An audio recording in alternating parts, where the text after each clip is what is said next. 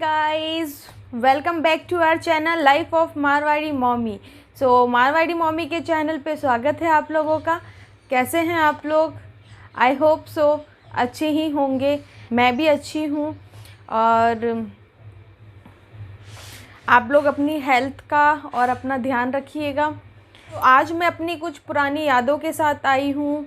कुछ चीज़ें, कुछ बातें, कुछ मोमेंट्स जो कि मेरी लाइफ में बहुत इम्पॉर्टेंट है और जो मेरे लिए गोल्डन टाइम कह सकती हूँ मैं, वो टाइम था। तो वो ही चीज़ें मैं आप लोगों के साथ शेयर करने के लिए आज आप लोगों के सामने बैठी हूँ। तो चलिए शुरू करते हैं, वरना वीडियो लेंथी हो जाएगा। तो मैं शॉर्ट में फटाफट आपको मेरी प्रीवियस डिलीवरी, जो मेरे फर्स्ट डिलीवरी थी, उसके बारे में मैं आज आप लोगों के साथ शेयर करती हूँ। क्योंकि सेकंड डिलीवरी तो आप लोगों को ऑब्वियसली मेरे चैनल पे देखने को मिल ही जाएगा, लाइव मिल जाएगा। बट जो फर्स्ट मेरा सी सेक्शन डिलीवरी थी, उसका एक्सपीरियंस और उसकी स्टोरी मैं आप लोगों के साथ आज शेयर करती हूँ कि मेरा एक्सपीरियंस कैसा था और सब चीज़ें कैसी रही मेरे साथ में। तो एक्चुअली मेरी बेटी हुई 2018 में हुई थी, रोज़ी हॉस्पिटल में, जहाँ मेरा अभी ट्रीटमेंट चल रहा है। तो हम लोग बेसिकली हम लोग फालना ही रह रहे थे, फालना बाली में, क्योंकि मेरे फादर इन लॉ की वहाँ पे ट्रांसफ़र है वहाँ का। तो फिर वहीं पे हम लोग रह रहे थे, तो वहाँ से हम लोग अप डाउन करते थे। तो सबसे पहले हॉस्पिटल सिलेक्शन, तो हॉस्पिटल ये था कि जहाँ पे हम लोग शादी के बाद मैं जहाँ पे रह रही थी, वो इतना बड़ा सिटी या स्टेट नहीं था, छोटा सा गांव जैसा ही है वो। तो वहाँ पे अच्छे हॉस्पिटल्स मीन्स जैसा मुझे चाहिए था हॉस्पिटल, वैसा मुझे नहीं लग रहा था। गवर्नमेंट हॉस्पिटल थे और अच्छे भी होंगे, बट मुझे जैसा क्योंकि मेरा फर्स्ट टाइम था और मैं हॉस्पिटल्स के नाम से ही बहुत डरती थी, तो इसलिए फिर मुझे कंफर्टेबल मैं फ़ील नहीं करती थी। तो मेरे मम्मी जी पापा जी ने डिसीज़न लिया कि अगर तुमको पाली में देख लो, अगर पाली अच्छा लगता है और पाली का कोई हॉस्पिटल पसंद आता है तो वहाँ पे तुम्हारी डिलीवरी कराएंगे, अदरवाइज़ जोधपुर में देखेंगे, अगर जोधपुर में तुमको सही लगता है। तो ये मुझ पे डिपेंड था, मतलब उन्होंने मुझ पे ही छोड़ दिया था कि जहाँ तुम कंफर्टेबल फ़ील करो वहीं पे तुम्हारी बेबी होगा। तो मैंने फिर हम लोगों ने डिसीज़न लिया, हम लोग पाली आए, मम्मी जी पापा जी और मेरे हस्बैंड और हम चारों थे। तो हम लोगों ने फिर लोगों से पूछा करा, जो रिलेटिव्स यहाँ पे रहते हैं हमारे, तो उन्होंने सजेस्ट किया कि रोज़ी हॉस्पिटल जो गायनिक है वो बेस्ट है यहाँ की पाली में। तो रोज़ी हॉस्पिटल आप लोग एक बार जाके देख लो। तो हम लोगों ने रोज़ी हॉस्पिटल हम लोग गए एंड वहाँ से हमारा फिर वहाँ पे सब कुछ अच्छा लगा, हाइजीन था, वहाँ की मैम बहुत अच्छे थे और अभी भी मेरा वहीं पे ट्रीटमेंट चल रहा है। तो मैम बहुत अच्छे थे, उनका वो बहुत अच्छे से रिस्पॉन्स करते थे, हर एक चीज़ को समझाते थे और मतलब बहुत अच्छा नेचर था। और ये चीज़ होना बहुत ज़रूरी है, अगर आप प्रेग्नेंट हैं और ऐसा आपको माहौल मिलना चाहिए आपके डॉक्टर से कि आप उनसे हर चीज़ें शेयर कर सको और हर प्रॉब्लम के बारे में आप उनसे जान सको। क्योंकि कोई शायद रूडली भी बिहेव करते होंगे, बट मेरी डॉक्टर जो हैं वो बहुत पोलाइटली और बहुत काइंडली बिहेव करती है, सीरियसली बहुत बेस्ट है। तो फिर सब कुछ हमें ठीक लगा। फिर हमने पूरा से अप डाउन करती थी मैं, और हम हर महीने हम लोग आके मेरा चेकअप करा के मैं जाती थी। अब आया फाइनल स्टेज, मेरी डिलीवरी का टाइम, जो कि मैम ने बता रखा था कि फेब में होगा। तो मैं बहुत, मेरा पूरी 9 मंथ में, मेरा जो फर्स्ट डिलीवरी था पूरा 9 मंथ में मेरा बीपी लो ही रहता था। बिकॉज़ शादी से पहले कभी बुखार ज़ुकाम के अलावा कभी डॉक्टर के पास गए ही नहीं कुछ इलाज कराने के लिए। और ये फ़र्स्ट एक्सपीरियंस था कि डर लग रहा था ऑपरेशन या फिर नॉर्मल डिलीवरी, क्या होगा क्या नहीं। तो इस डर से मेरा बीपी हमेशा लो ही रहता था। तो मैं जब भी चेक कराने जाती थी तब मुझे जो मेरे डॉक्टर थी वो मुझे यही कहती थी कि बेटा तुम क्यों डरती हो, तुम्हारा बीपी लो क्यों रहता है। वो मुझे कभी ग्लूकोन डी, कभी मतलब लिक्विड कोई पाउडर वगैरह मुझे हमेशा लिख के देते थे कि तुम ये पियो, तुम्हारा बीपी लो रहता है, ये वो मतलब बहुत ज़्यादा लो रहता था। तो वो मुझे हमेशा कूल डाउन करने की कोशिश करते थे, हमेशा मुझे मतलब चीज़ें समझाती थी, पर्सनली मुझे बिठा के थोड़ा सा मतलब मजाक के तौर पे भी मुझे बताती थी चीज़ें, और मुझे हमेशा कूल डाउन करने की कोशिश करती थी। बट ऐसा नहीं होता था, मेरे अंदर वही डर रहता था कि क्या होगा, कैसे होगा, कितना पेन होगा, ये सब चीज़ें मैं सोच सोच के और मैं टेंशन ले लेके मेरा बीपी लो रहता था। यूट्यूब पे भी काफ़ी चीज़ें डिलीवरी से रिलेटेड ही देखती थी, लाइक नॉर्मल बेबी कैसा होता है, सी सेक्शन में क्या होता है, फिर आफ्टर डिलीवरी आपको क्या केयरिंग करनी पड़ती है, ये सब चीज़ें। तो जो मेरी मम्मी जी हैं, सासू माँ, वो हमेशा मुझे डांटते थे कि तू ये सब चीज़ें मत देखा कर, ये सब देख के तुझे टेंशन होती है, हम लोग है ना, हम लोग सब संभाल लेंगे, हम है ना, ये सब चीज़ें वो मुझे हमेशा कहते थे और वो मुझे देखने नहीं देते थे। बट फिर भी मैं अपने रूम में जाके और पहले से मतलब माइंड सेटअप करने की कोशिश करती थी कि बाद में मुझे कुछ प्रॉब्लम ना हो, मुझे डर ना लगे। बट ऐसा नहीं होता था, मैं सीरियसली बहुत डरती थी हॉस्पिटल के नाम से ही। और मेरी डिलीवरी डेट पास में आ रही थी, वैसा वैसा मुझे बहुत ज़्यादा टेंशन और बहुत घबराहट टाइप होती थी।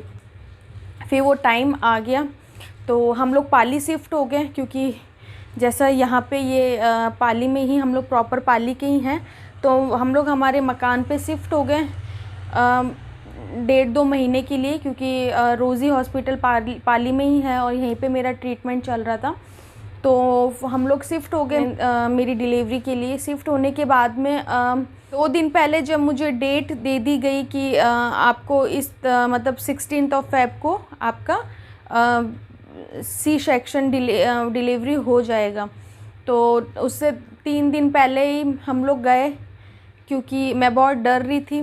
तो मेरे फादर इन लॉ, मम्मी जी, मेरे हस्बैंड और हम 4 जने ही थे, तो हम लोग चारों गए।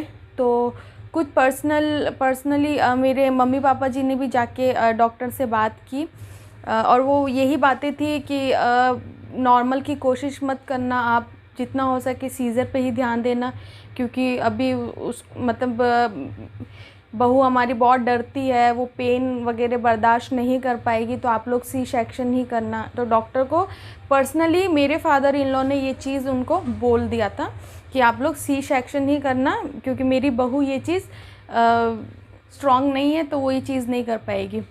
तो ये उनका भी डिसीज़न था। फिर मैं बाहर बैठी फिर मेरे को थोड़ा सा ऐसे मूड अपसेट सा था, डर लग रहा था, क्योंकि 2 दिन बाद मेरा डेट था। फिर मैम ने मुझे रूम में बुलाया। फिर मैंने मैम को कहा कि मैम मुझे हाइजीन रूम चाहिए, और मतलब मैंने काफ़ी मतलब चीज़ें उनसे शेयर करती थी। तो मैंने कहा मैम मुझे डर लग रहा है, कैसे होगा सब ये चीज़ें। तो मैम ने मुझे एक ही चीज़ कही, एक्चुअली उन मैम की 2 बेटियां हैं, तो मैम ने यही कहा कि बेटा मैं खुद, मेरी 2 बेटियां हैं, तो तुम ये समझ लो मैं तुम्हारे जो भी ट्रीटमेंट करूँगी और तुम्हारा जो भी ऑपरेशन करूँगी वो मेरी अपनी बेटी समझकर ही करूँगी। तो उन्होंने इतनी बड़ी बात बोल दी थी।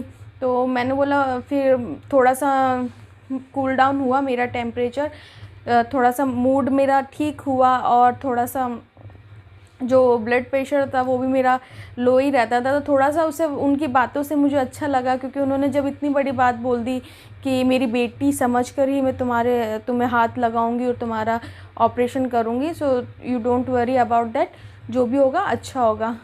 तो ठीक है। फिर मेरे मतलब फादर इन लॉ ने बोला मैम रूम वगैरह हम लोग, तो मैंने बोला मुझे रूम दिखाइए कैसा होगा क्या। तो मुझे अपने जो उनका स्टाफ होता है उनके साथ में उनको चाबी देके और मुझे साथ में भेजा, बोला मेरा जाके हॉस्पिटल तुम पूरा विज़िट करके आओ, उससे तुम्हारा पूरा डर निकल जाएगा कि मेरा हॉस्पिटल तुम्हें हॉस्पिटल जैसा लगेगा ही नहीं, तुम्हें लगेगा तुम किसी होटल में 2 दिन तक स्टे करने आई हो। तो उन्होंने ये चीज़ भी बोली, तो मैं और थोड़ी सी खुश हो गई। तो मैंने बोला मैम मुझे देखना है। तो 2nd फ्लोर में मेरा रूम था, तो हम लोग 2nd फ्लोर पे गए। वहाँ पे मैंने अपना 1 नंबर का रूम चूज़ किया। लाइक मैंने सब सेट किया कि हाँ यहाँ पे मैं रहूँगी। फिर जो हमारे गेस्ट मतलब जो रिलेटिव्स हैं वो इजीली आके बैठ सकते हैं, बेबी से मिल सकते हैं, मतलब मैं भी कंफर्टेबल रहूँगी, वो भी कंफर्टेबल रहे। तो इसलिए हमने फिर बड़ा रूम मैंने चूज़ किया, तो जो कि बहुत अच्छा था। और इस बार भी अगर देखो मुझे वो रूम मिलता है तो मैं आप लोगों के साथ शेयर करूँगी। तो वही चीज़ फिर हमने जाके मैम को बोल दिया कि मैम मुझे ये रूम चाहिए। मैम ने बोला हो जाएगा, तुम बस आ जाना। तो फिर सब चीज़ें मतलब डिस्कस हो गया डॉक्टर से। उसके जस्ट फिर 2 दिन बाद जैसे कि डेट थी, तो मॉर्निंग में मैं सो के उठी जिस दिन मेरा ऑपरेशन था। सो के उठे, मुझे ब्रेकफास्ट वगैरह कराया मेरी मदर इन लॉ ने। और मेरे जो रिलेटिव्स हैं, मेरे मम्मी पापा, मतलब मेरी बड़ी मम्मी और उनकी बेटी, मतलब मेरी सिस्टर, कज़न सिस्टर, तो ये मेरे फैमिली मेम्बर आ गए थे। तो ये मेरे फैमिली मेम्बर आ गए थे। और बाकी तो मेरे ससुराल वाले तो थे ही। तो फिर हम लोग गए, हंसी खुशी, मतलब सब माहौल अच्छा था। हम लोग गए, जाने के बाद में मेरा रोना स्टार्ट हो गया वहाँ पे। पूरे टाइम रास्ते में रोती भी गई। इवन बॉडी चेकअप हो रहा था, ड्रिप वगैरह चल रही थी, तो मैं सिर्फ रोने का ही काम कर रही थी, क्योंकि मैं बहुत डर रही थी क्या होगा, कैसे होगा। तो ये सब देख के मेरे हस्बैंड भी बहुत ज़्यादा इमोशनल हो गए थे। मेरी मम्मी और मेरी मदर इन लॉ, मम्मी जी, ये सब इमोशनल हो गए थे। मेरी नानी सास, सब लोग रोने लग गए। जा रहे थे ऑपरेशन थिएटर में तो मैं और रोने लग गई। तो वहाँ पे डॉक्टर थी और जो नर्सिंग स्टाफ था वो सब मुझे मेरे सर पे हाथ फेर के, मुझे गालों पे हाथ फेर के कह रहे थे कि मत रो, अभी अभी रोने वाला कोई ना कोई आ जाएगा, मत रो, अभी तुम रो रही हो, बाद में कोई और आने वाला है थोड़ी देर में, सब अच्छा होगा, हम लोग हैं, कुछ डर की पता ही नहीं चलेगा। वो तो उन्होंने मुझे चुप करने की कोशिश की, बट फिर भी मेरा रोना बंद ही नहीं हो रहा था। और मैं गई ऑपरेशन थिएटर में, और ऑपरेशन थिएटर में गई, मुझसे फिर जो भी उनका प्रोसीजर था वो स्टार्ट हो गया। मुझे फिर बस ऑपरेशन मेरा चलता रहा। वो लोग मुझसे जो हस्बैंड वाइफ ही डॉक्टर हैं दोनों, तो वही मेरा ऑपरेशन कर रहे थे। तो वो दोनों मुझसे बातें कर रहे थे मेरी स्टडी के बारे में, फैमिली के बारे में, और मैं उनसे आराम से बातें करती जा रही थी। मुझे कुछ पता भी नहीं चल रहा था कि क्या हो रहा है क्या नहीं। और बस उसके बाद मेरा सी सेक्शन हो गया। और सी सेक्शन होने के बाद में जो भी फिर उसके बाद में मैं जब आई, जब मैं सब कुछ ठीक हो गया, तब मेरी मम्मी ने मुझे बताया कि मेरे जब मेरा ऑपरेशन चल रहा था तब मेरी जो मम्मी जी हैं, मीन्स मेरी मदर इन लॉ और मेरे हस्बैंड गले मिलके इतना रो रहे थे। और मेरे हस्बैंड बस एक ही चीज़ बोल रहे थे कि मुझे नैना वापस चाहिए, वो उसको कुछ होगा तो नहीं। और मेरी जो मम्मी जी हैं, सासू माँ, वो उनको चुप करा रही थी कि चुप हो जा, अभी आ जाएगी। और वो भी रो रहे थे।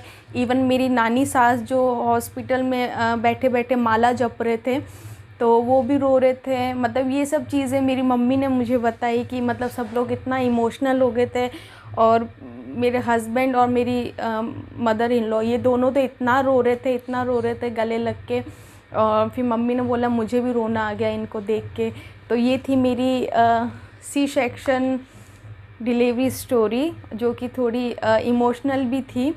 बट मैं बहुत डरी भी थी, बट ऐसा कुछ भी नहीं हुआ। डर के आगे जीत है। तो सब कुछ इजीली हो गया, अच्छा हो गया। छोटा सा बेबी मेरे घर में आ गया। और उसकी आने की खुशी में सीरियसली कुछ पिक्स है मैं आप लोगों के साथ शेयर करूँगी। जब वो हुई तब मतलब सब जो जेंट्स थे वो नीचे बैठे थे। मेरे पापा, मेरे फादर इन लॉ, मेरे मामा ससुर जी, सब लोग नीचे थे। ये 3 जेंट्स थे और बाकी सब ऊपर थे। जो जहाँ पे मेरा ऑपरेशन था, सी सेक्शन था, वहाँ पे बाहर में सब लेडीज़ थी। तो जैसे ही उनको पता चला कि मतलब बेबी हो गया है, बेबी गर्ल है, तो सब लोग, मतलब 3 जने थे और तीनों ही मतलब अलग अलग मिठाई लेने चले गए। और पूरे हॉस्पिटल में मिठाई बांटी गई थी। हॉस्पिटल में पूरे, मतलब इवन आप बिलीव नहीं करोगे, वहाँ पे डांस करने लग गए थे मेरे पापा जी और मेरे फादर इन लोग गले मिल के, और ऐसे जंप करने लग गए थे। तो पूरे मतलब जो स्टाफ था वो ये चीज़ कहने लग गया, यार बेटी होने की खुशी में भी मतलब बेटी होने पर भी मतलब आप लोग इतनी खुशी बना रहे हैं। तो वो उनको भी देख के ये चीज़ बहुत अच्छी लगी। और पूरे स्टाफ में मतलब मिठाई बांटी गई थी, मतलब पर्सनली एक एक स्टाफ को, एक एक डॉक्टर को मतलब मिठाई का बॉक्स दिया गया था, क्योंकि बहुत बड़ी खुशी थी वो मेरे ससुराल वालों के लिए, मेरे मम्मी पापा के लिए। और फिर जस्ट बेबी हुआ उसके नेक्स्ट डे मेरे भैया भाभी आ गए थे और उन्होंने मेरा बेबी वेलकम किया, जो पिक्स मैं आप लोगों के साथ शेयर करूँगी। फिर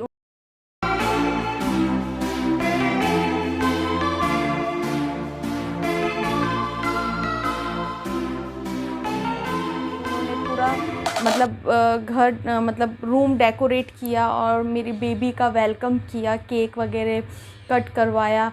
और ऐसे हमारे घर में छोटी सी नन्ही परी आ गई, जो कि मेरे लिए बहुत बड़ी खुशी की बात थी ये, कि हमारे घर में छोटा सा नन्हा सा बाबू आया था। तो ये थी मेरी स्टोरी जो मैंने आप लोगों के साथ शेयर की। सो अगर आपको मेरी सी सेक्शन स्टोरी पसंद आती है तो please like, share and subscribe ज़रूर करना। और इसी तरह से मैं आपके साथ अपनी आने वाली डिलीवरी, जो कि बहुत जल्द आने वाली है, वो मैं आप लोगों के साथ शेयर करूँगी।